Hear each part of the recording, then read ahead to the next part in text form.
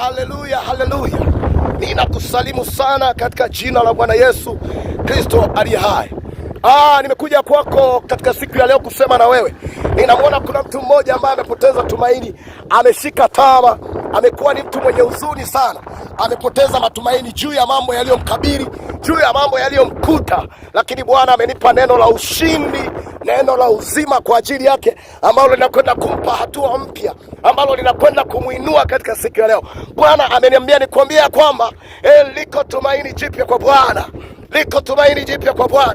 Wewe unanisikia katika siku ya leo, ninataka nikwambie mtu wa Mungu, liko tumaini jipya kwa Bwana. Wala usiogope mambo unayokumbana nayo. Usiogope vitisho unavyokumbana navyo, kwa maana liko tumaini kwa Bwana. Biblia inasema ya kwamba watu wamtumainio Bwana ni kama mlima Sayuni, hawatatikisika milele daima.